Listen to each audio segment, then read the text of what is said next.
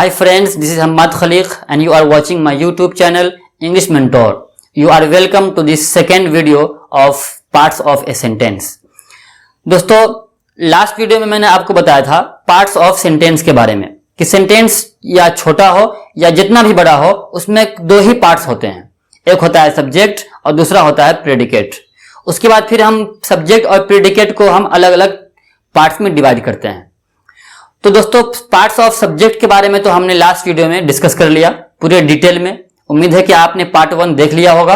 अगर आपने अभी तक नहीं देखा है तो उस वीडियो का लिंक आपको इस वीडियो के डिस्क्रिप्शन में या फिर आई बटन पर क्लिक करके भी आप देख सकते हैं। आइए दोस्तों अब हम आज का वीडियो शुरू करते हैं पार्ट्स ऑफ प्रेडिकेट से और जानते हैं कि पार्ट्स ऑफ प्रेडिकेट में कितने पार्ट्स होते हैं और वो कौन कौन से हैं। प्रेडिकेट के 5 पैटर्न्स हो सकते हैं, यानी प्रेडिकेट कोई प्रेडिकेट ऐसा होगा कि उसके अंदर सिर्फ वर्ब और एडवर्ब क्वालिफायर ही होगा। वर्ब और एडवर्ब क्वालिफायर से मिलकर के एक प्रेडिकेट बन सकता है, ठीक है। दूसरा पैटर्न है वर्ब और कॉम्प्लीमेंट। वर्ब और कॉम्प्लीमेंट से मिलकर के भी एक प्रेडिकेट बन सकता है। उसके बाद है वर्ब और ऑब्जेक्ट। एक प्रेडिकेट में सिर्फ वर्ब और ऑब्जेक्ट भी हो सकते हैं, ठीक है। और चौथा पैटर्न है वर्ब, इनडायरेक्ट ऑब्जेक्ट और डायरेक्ट ऑब्जेक्ट। इन तीनों पार्ट से मिलकर के भी एक प्रेडिकेट बन सकता है, ठीक है। और आखिरी पैटर्न है वर्ब, ऑब्जेक्ट और कॉम्प्लीमेंट, यानी कि वर्ब, ऑब्जेक्ट और कॉम्प्लीमेंट से मिलकर के इन तीनों पार्ट से मिलकर के भी एक प्रेडिकेट बन सकता है। अभी हम सबको जानेंगे कि एडवर्ब क्वालिफायर क्या होता है, कॉम्प्लीमेंट क्या होता है। उसके बाद डायरेक्ट और इनडायरेक्ट ऑब्जेक्ट को भी हम अभी सबको एग्जाम्पल के साथ समझेंगे। तो यह है प्रेडिकेट का 5 पैटर्न्स, ठीक है।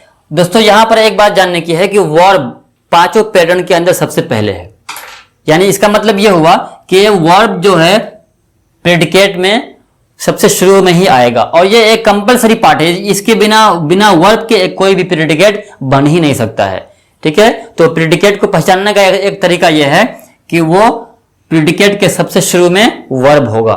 वर्ब से ही शुरुआत होती है प्रेडिकेट की। आइए आप सबको हम जानते हैं अलग अलग एग्जाम्पल से कि वर्ब और एडवर्ब क्वालिफायर से मिलकर के प्रेडिकेट कैसे बनेगा। आइए जानते हैं। दोस्तों यहां मैंने कुछ एग्जाम्पल्स लिखे हैं, 4 एग्जाम्पल्स। इसमें हम ये देखेंगे कि वर्ब कौन है और एडवर्ब क्वालिफायर कौन है। पहला एग्जाम्पल है द फ्लेम्स स्प्रेड एवरीवेयर। अंगारे या शोले फैल गए हर तरफ, ठीक है। इस सेंटेंस के अंदर ये द फ्लेम्स ये सब्जेक्ट है जिसको हमने डिस्कस किया था पार्ट 1 में। उसके बाद स्प्रेड एवरीवेयर यह है प्रेडिकेट। दोस्तों यह प्रेडिकेट 2 पार्ट से मिलकर के बना है। अब हमको इसमें से यह ढूंढना है कि वर्ब कौन है और एडवर्ब क्वालिफायर कौन है। दोस्तों स्प्रेड भी आता है फैलना, तो यही वर्ब ही होगा, ठीक है, क्योंकि यह एक्शन को बता रहा है। तो वर्ब है स्प्रेड और एवरीवेयर है एडवर्ब क्वालिफायर। एडवर्ब क्वालिफायर का मतलब यह होता है कि वो वर्ब को डिस्क्राइब करेगा, ठीक है। तो एडवर्ब क्वालिफायर या तो वो एडवर्ब होगा या एडवर्ब इक्विवेलेंट होगा। एडवर्ब इक्विवेलेंट का मतलब यह हुआ कि वो एडवर्ब जैसा काम करेगा। एडवर्ब का काम क्या है कि वो वर्ब को क्वालिफाई करता है, ठीक है, या किसी दूसरे एडवर्ब को या फिर एडजेक्टिव को वो क्वालिफाई करता है। तो यहां पर प्रेडिकेट के पार्ट में वो सिर्फ एडवर्ब क्वालिफायर जो है सिर्फ वर्ब को क्वालिफाई करेगा, ठीक है। तो एडवर्ब क्वालिफायर वो क्या क्या हो सकते हैं, या तो वह एडवर्ब होगा या एडवर्ब इक्विवेलेंट होगा। अभी आप देखिएगा कि एडवर्ब इक्विवेलेंट वो क्या क्या हो सकता है।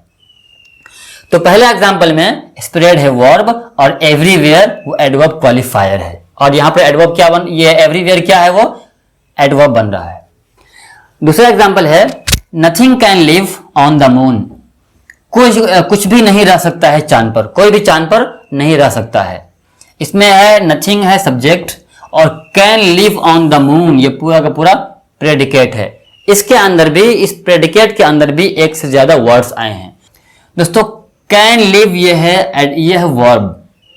सिर्फ लिव को हम वर्ब नहीं बोल सकते हैं, ठीक है। वर्ब जो होता है एक कंप्लीट वर्ब वो हेल्पिंग वर्ब के साथ मिलकर के बनता है। अगर हेल्पिंग वर्ब है तो हम हेल्पिंग वर्ब को वर्ब से अलग नहीं कर सकते हैं, ठीक है।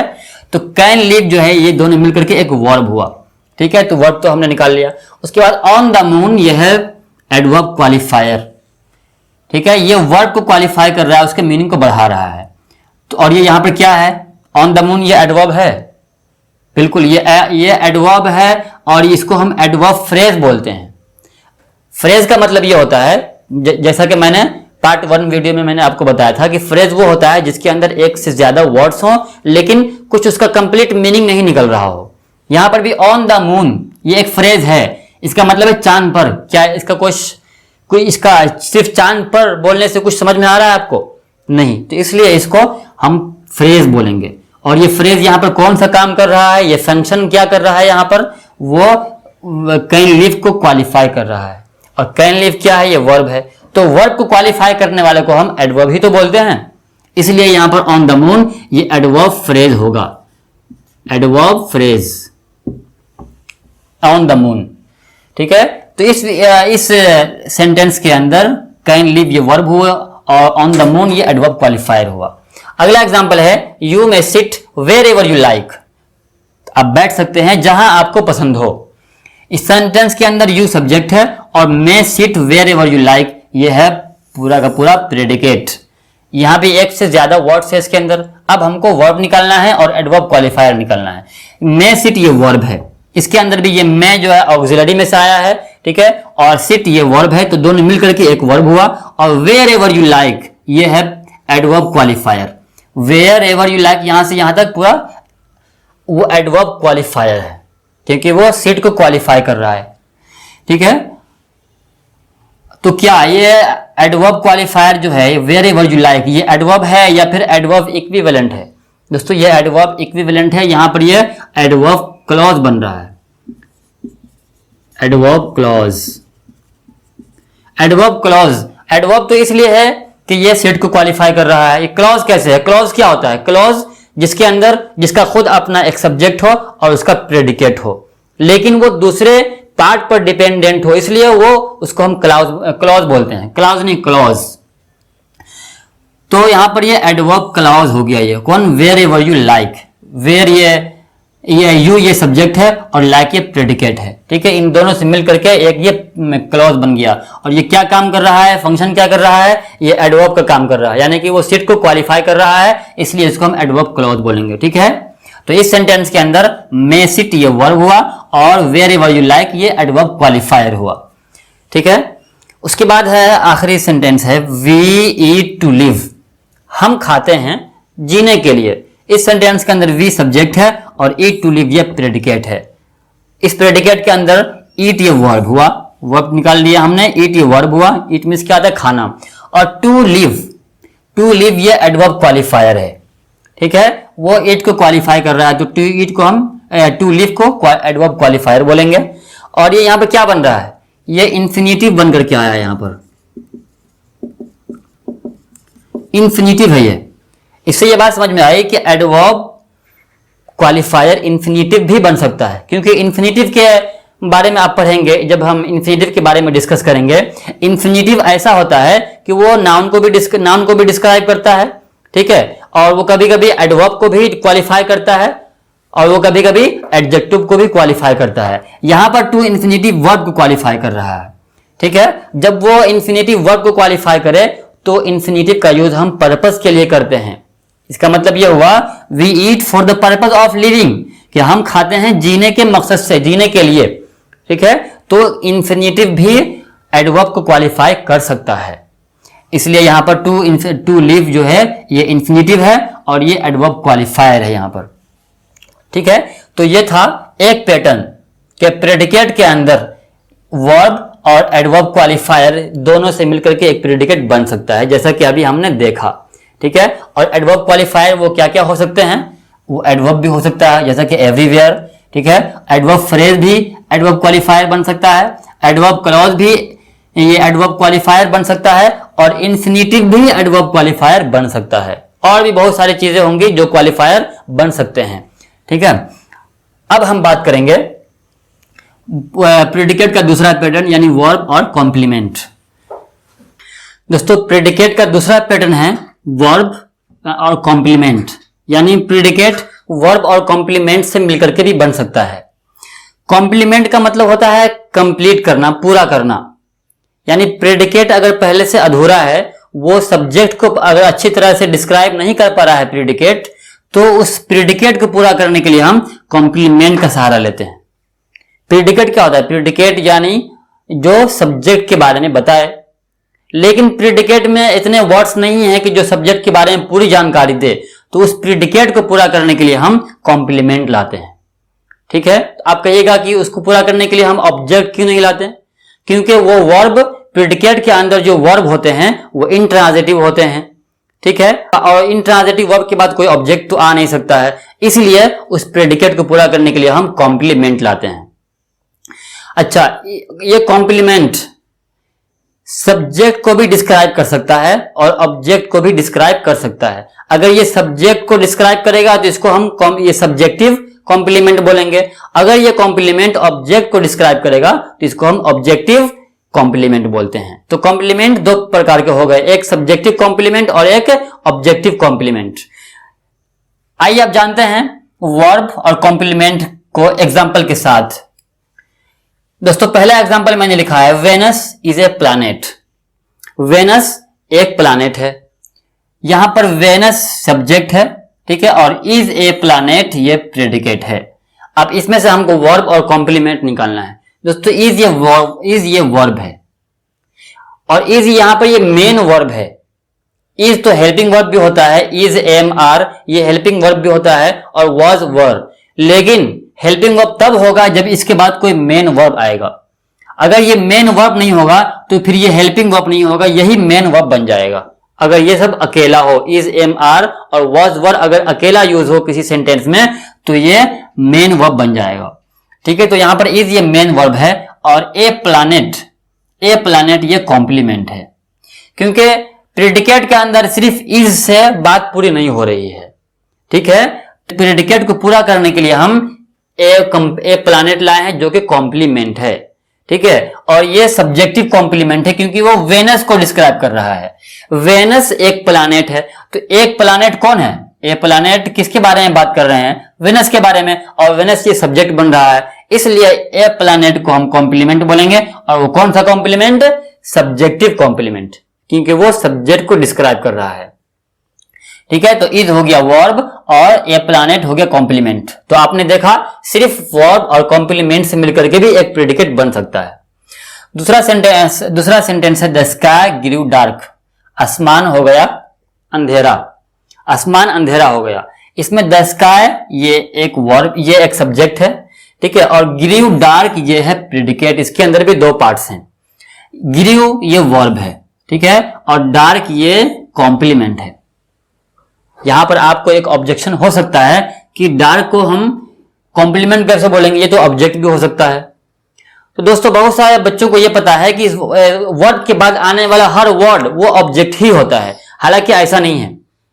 ठीक है, वर्ब को देखा जाएगा कि सब्जेक्ट के द्वारा किया गया काम, सब्जेक्ट के द्वारा किए गए काम का असर अगर आगे बढ़ रहा है, ठीक है, वर्ब अपना काम अगर पास ओवर कर रहा है आगे की तरफ, तो उसको हम ऑब्जेक्ट बोलेंगे जिस पर काम का इफेक्ट पड़े।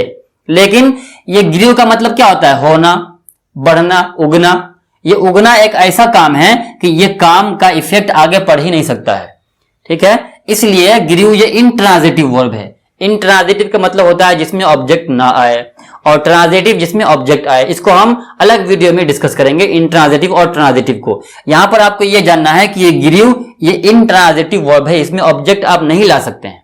ठीक है, तो बिना ऑब्जेक्ट के ये से प्रेडिकेट ये अधूरा है। अभी अगर हम सिर्फ बोलेंगे द स्काई ग्रू, आसमान हो गया, तो ग्रू तो ये प्रेडिकेट हुआ और स्काई ये हो गया सब्जेक्ट। लेकिन सिर्फ ग्रू से प्रेडिकेट पूरा नहीं हो रहा है, तो इस प्रेडिकेट को हम पूरा करेंगे डार्क ला करके, तो डार्क हो जाएगा कॉम्प्लीमेंट।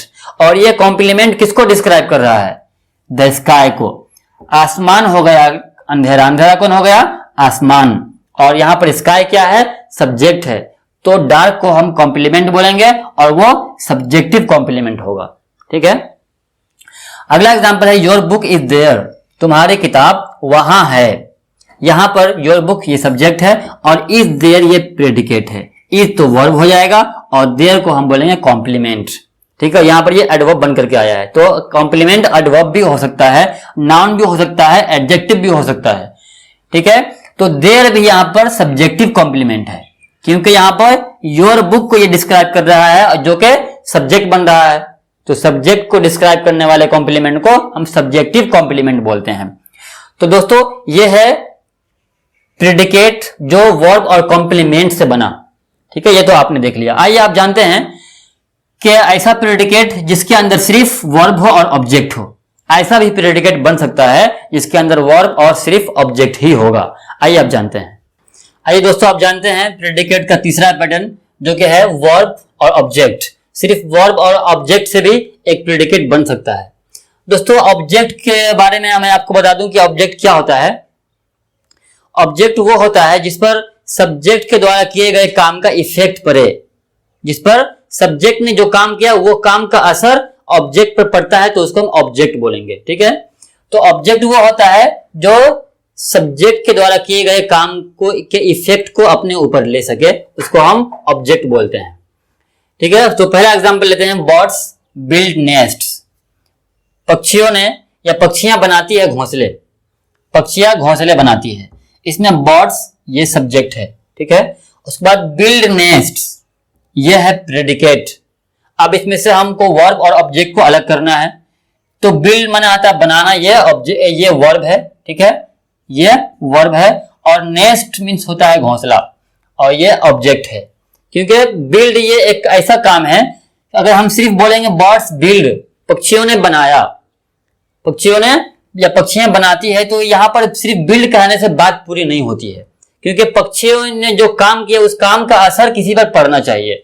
ठीक है, तो उस काम का असर पड़ा नेस्ट पर, इसलिए हम नेस्ट को ऑब्जेक्ट बोलेंगे। सब्जेक्ट के द्वारा किए गया काम का असर नेस्ट पर पड़ा। काम यहाँ पर क्या है, बिल्ट यानी बनाना।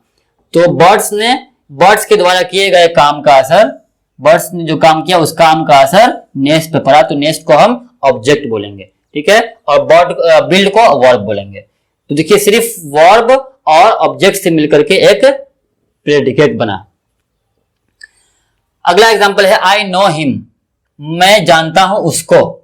आई सब्जेक्ट है और नो हिम ये प्रेडिकेट है, और इसमें से हमको वर्ब निकालना है और ऑब्जेक्ट निकालना है। नो ये वर्ब है और हिम ये ऑब्जेक्ट है।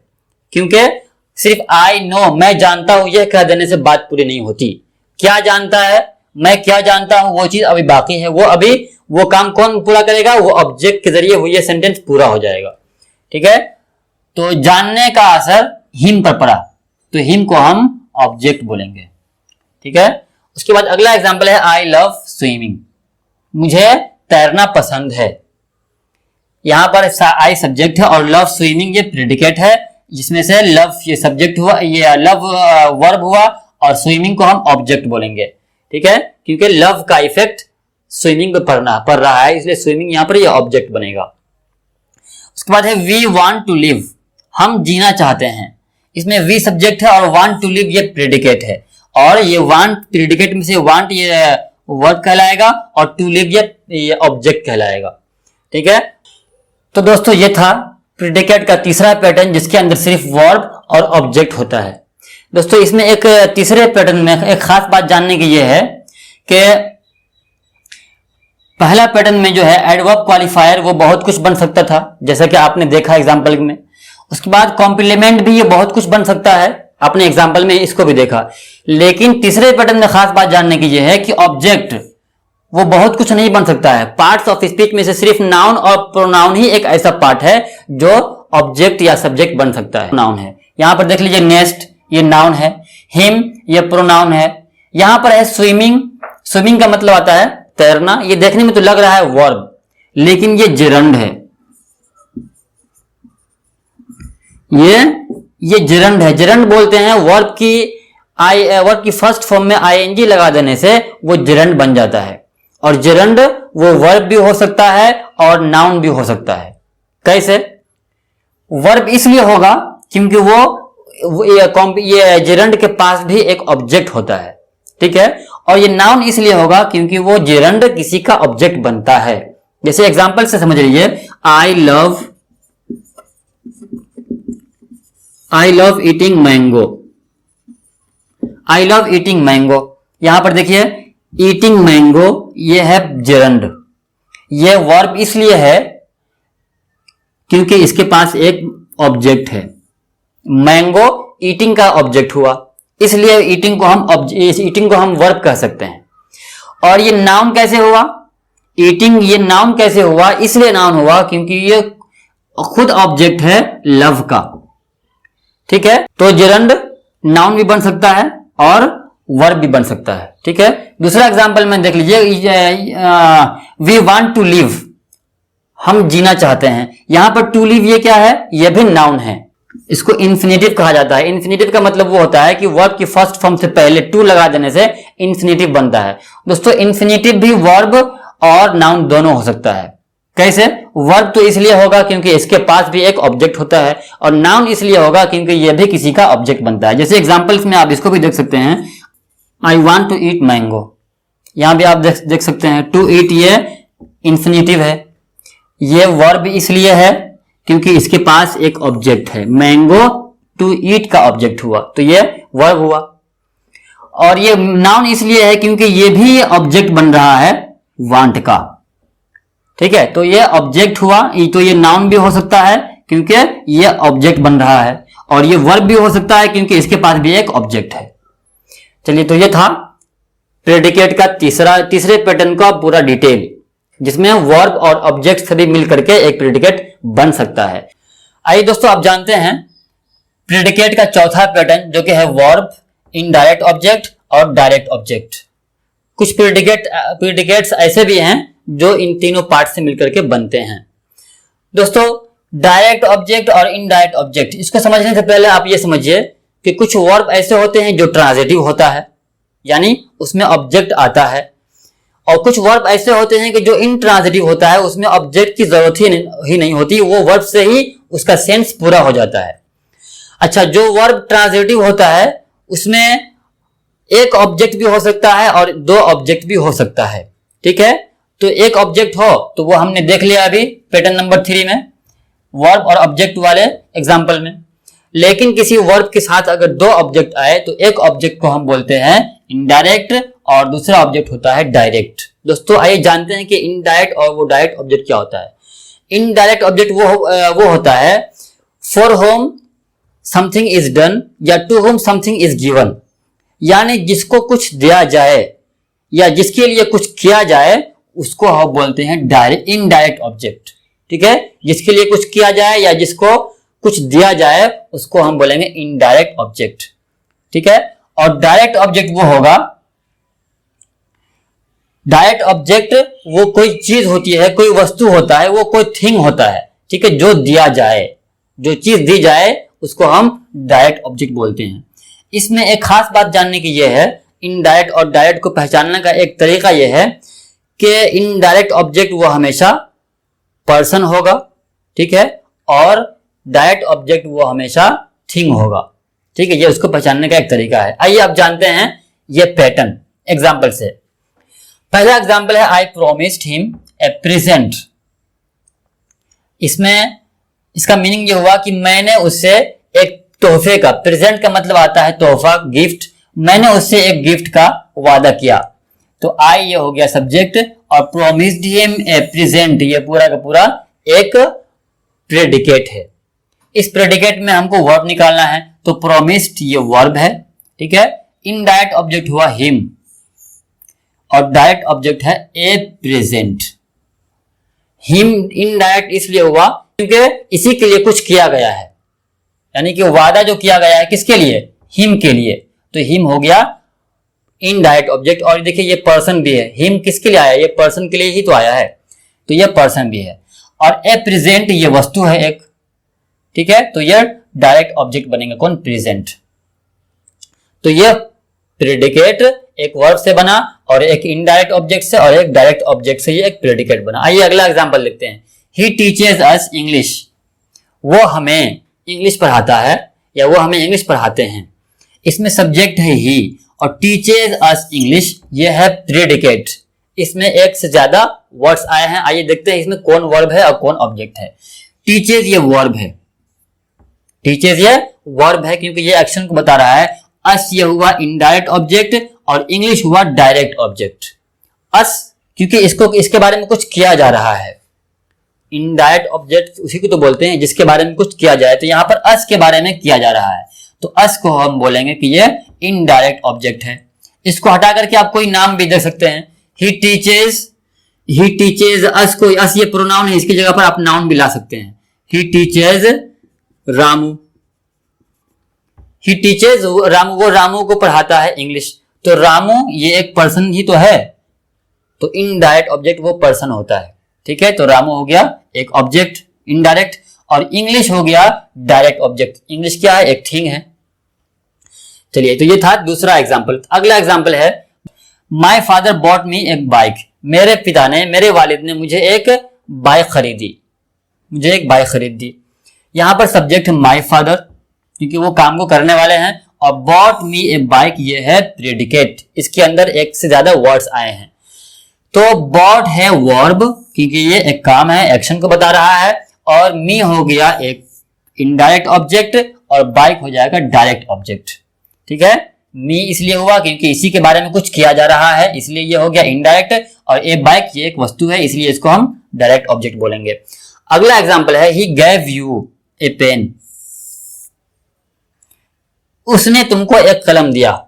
ही ये सब्जेक्ट है, और गैव यू ए पेन ये एक पूरा प्रेडिकेट हुआ। इस प्रेडिकेट के अंदर भी एक से ज्यादा वर्ड्स हैं, तो गिव हो गया सब्जेक्ट, ये सॉरी गिव हो गया वर्ब, और यू ए पेन, यू हो गया इनडायरेक्ट ऑब्जेक्ट, और ए पेन हो गया डायरेक्ट ऑब्जेक्ट।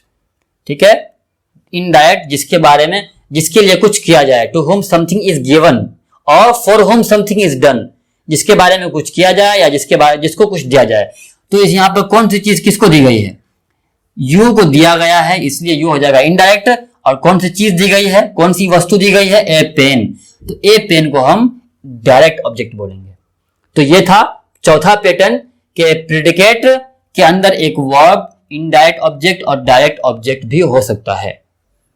पांचवा पैटर्न है वर्ब ऑब्जेक्ट कॉम्प्लीमेंट, यानी कि प्रेडिकेट के अंदर वर्ब होगा, ऑब्जेक्ट होगा एक, और एक कॉम्प्लीमेंट होगा। इससे भी एक प्रेडिकेट बन सकता है। दोस्तों, वर्ब तो आप जानते हैं, वर्ब जो एक्शन को बताए, ऑब्जेक्ट जिस पर काम का इफेक्ट पड़े, ठीक है, और कॉम्प्लीमेंट वो होता है जो प्रेडिकेट को पूरा करे। क्योंकि प्रेडिकेट वो होता है जो सब्जेक्ट के बारे में बताए, लेकिन कभी कभी ऐसा होता है कि वर्ब और ऑब्जेक्ट के होने के बावजूद प्रेडिकेट पूरी तरह सब्जेक्ट को डिस्क्राइब नहीं कर पाता है। इसलिए उस कमी को दूर करने के लिए प्रेडिकेट के अंदर हम एक कॉम्प्लीमेंट लाते हैं, ताकि कॉम्प्लीमेंट प्रेडिकेट को पूरा कर दे। ठीक है, तो ये अभी मैंने आपको बताया था कि कॉम्प्लीमेंट अगर सब्जेक्ट को डिस्क्राइब करेगा तो वो सब्जेक्टिव कॉम्प्लीमेंट होगा। ठीक है, और अगर वो ऑब्जेक्ट को डिस्क्राइब करेगा तो उसको हम ऑब्जेक्टिव कॉम्प्लीमेंट बोलेंगे। ठीक है, तो सब्जेक्टिव कॉम्प्लीमेंट तो आपने देख लिया, ये अभी जैसे कि मैंने ये पैटर्न 2 में आपको समझाया था।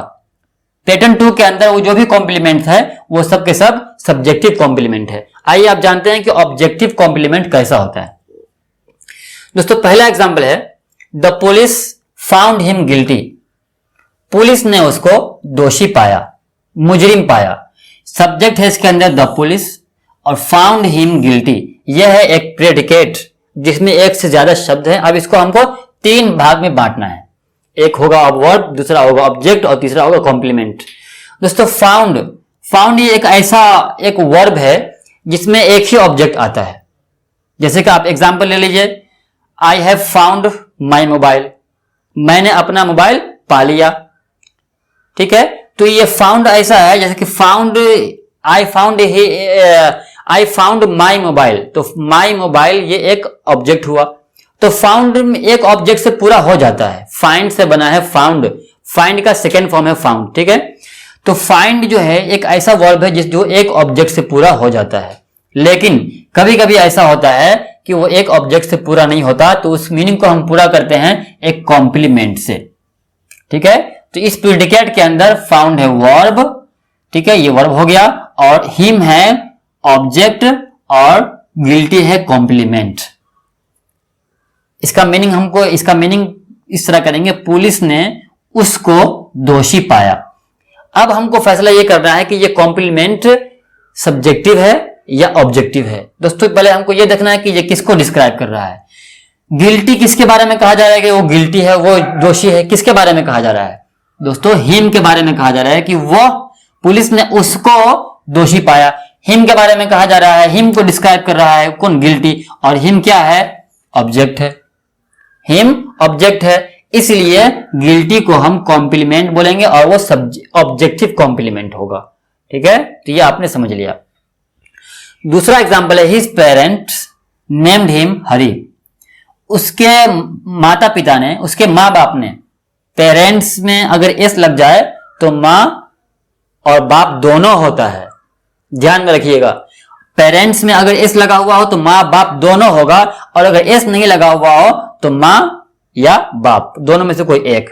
यहां पर एस लगा हुआ है तो उसके माता पिता ने, उसके माँ बाप ने उसका नाम हरि रखा। ठीक है, उसके माँ बाप ने नाम रखा उसका हरि। यहां पर हिज पेरेंट्स ये सब्जेक्ट है क्योंकि ये एक्शन को करने वाला है, डूअर है। और नेम्ड ये एक वर्ब है, और ये नेम के साथ हरि तक ये एक प्रेडिकेट हुआ। ठीक है, और नेम ये वर्ब है, हिम ये ऑब्जेक्ट है, हरि ये कॉम्प्लीमेंट है। हरि ये कॉम्प्लीमेंट है किसका? हिम का। नाम किसका रखा? हरि। माता पिता ने, पेरेंट्स ने हरि नाम किसका रखा? हिम का ना, उसका नाम रखा। और हिम क्या है? यहां पर ऑब्जेक्ट है, तो हरि को हम ऑब्जेक्टिव कॉम्प्लीमेंट बोलेंगे। बहुत ही इजी है, कॉम्प्लीमेंट बहुत ही इजी है इसका समझना। कॉम्प्लीमेंट वो प्रेडिकेट को पूरा करता है, और अगर वो सब्जेक्ट को डिस्क्राइब कर रहा है तो सब्जेक्टिव कॉम्प्लीमेंट, और अगर वो ऑब्जेक्ट को डिस्क्राइब कर रहा है तो ऑब्जेक्टिव कॉम्प्लीमेंट। आइए अगला एग्जांपल लेते हैं। He kept us waiting. इसका मीनिंग इस तरह करेंगे, उसने हम सबको इंतजार करवाया। कीप का मीनिंग आता है रखना। ठीक है, कीप का मीनिंग रखना, जब वेटिंग के साथ में आ जाए तो इसका माना आता है इंतजार करवाना। तो ही केप्ट अस वेटिंग, उसने हम सबको इंतजार करवाया। तो ही सब्जेक्ट हो जाएगा और केप्ट अस वेटिंग ये प्रेडिकेट है, और इसमें भी एक ये केप्ट ये वर्ब है, और अस ये ऑब्जेक्ट हो जाएगा, और वेटिंग ये कॉम्प्लीमेंट हो जाएगा। ठीक है, यहां पर ये वेटिंग जिरंड मोड में आया है, जिरंड है ये वेटिंग, और वेटिंग यहां पर ये कॉम्प्लीमेंट का काम कर रहा है। सिर्फ इतना बोल देने से कि ही केप्ट अस, उसने हम सबको रखा, बात पूरी नहीं होती है। प्रेडिकेट अभी अधूरा है, जिसको पूरा कौन करेगा? वेटिंग, कि उसने हम सबको इंतजार करवाया, इंतजार में रखा। ठीक है, तो केप्ट हो गया वर्ब, अस हो गया ऑब्जेक्ट, और वेटिंग हो गया कॉम्प्लीमेंट। कौन सा complement? Objective complement. Last example है, ही मेड यू फूल। उसने बनाया तुमको बेवकूफ।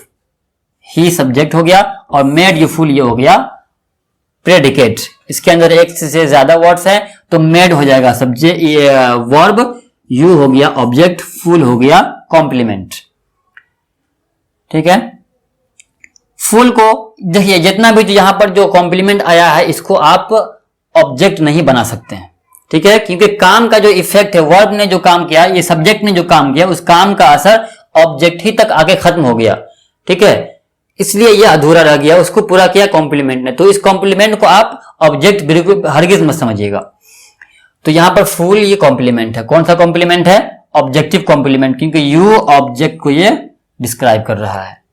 तो ये था दोस्तों प्रेडिकेट की पूरी डिटेल। ये पांचों पैटर्न का एक प्रेडिकेट हो सकता है। दोस्तों बहुत सारे जगह पर आप पढ़ेंगे कि प्रेडिकेट का 3 पार्ट्स होता है, हालांकि ऐसा नहीं है। प्रेडिकेट इन सब पार्ट्स का हो सकता है, इतने पार्ट्स एक प्रेडिकेट के अंदर हो सकते हैं। इसलिए मैंने पूरे पार्ट्स को, पूरे पैटर्न को मैंने लिखा और सबको अलग अलग करके एग्जाम्पल के साथ समझाया। तो उम्मीद है कि पूरा ये पार्ट्स ऑफ ए सेंटेंस, जिसके अंदर पार्ट्स ऑफ सब्जेक्ट था, जो पार्ट 1 में हमने समझा, और इस वीडियो में हमने पार्ट्स ऑफ प्रेडिकेट को समझा। तो उम्मीद है कि पूरा डिटेल आपको समझ में आ गया होगा। तो दोस्तों अगर आपको ये वीडियो पसंद आया है तो आप इसको सब्सक्राइब करें, लाइक करें और शेयर करें। थैंक्स।